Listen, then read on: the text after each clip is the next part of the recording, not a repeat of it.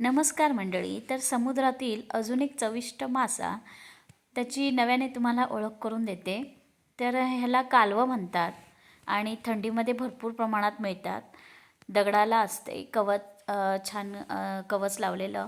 त्याच्यामध्ये हा गर मिळतो आणि हे थोडंसं पाणी ते कोयत्याने वगैरे थोडंसं साईडने फोडावं लागतं आणि त्यातला गर मिळतो.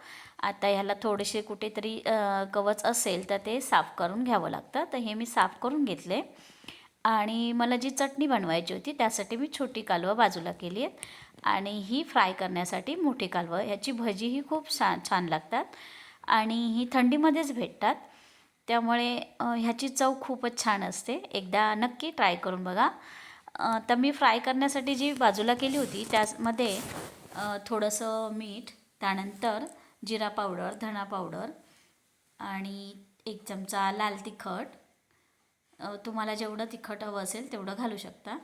त्यानंतर हळद आहे, ही बघा, आणि थोडासा गरम मसाला आणि आपला नेहमीचा कोकमाचा आगळ आणि आलं लसूण पेस्ट 1 चमचाभर घातली आहे. आता हे छान मी सगळं मिक्स करून लावून ठेवणार आहे 5 ते 10 मिनिटापर्यंत.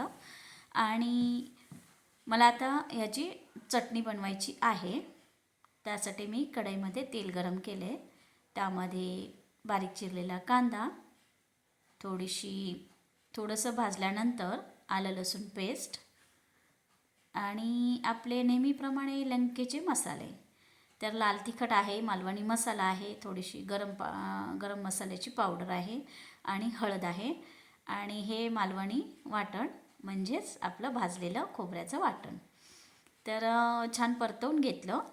त्याला तेल सुटल्यानंतर त्यामध्ये कालवं घालायची. ही बघा, कालवं छान स्वच्छ धुवून घेतली होती आणि याच्यामध्ये मीठ प्रमाणातच घालावं लागतं.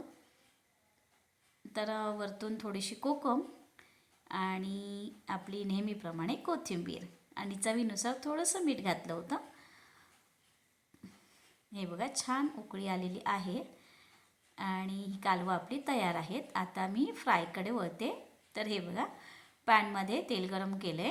त्यामध्ये रवा आणि 1 चमचा लाल तिखट आणि थोडंसं मीठ मिक्स करून घेतलं.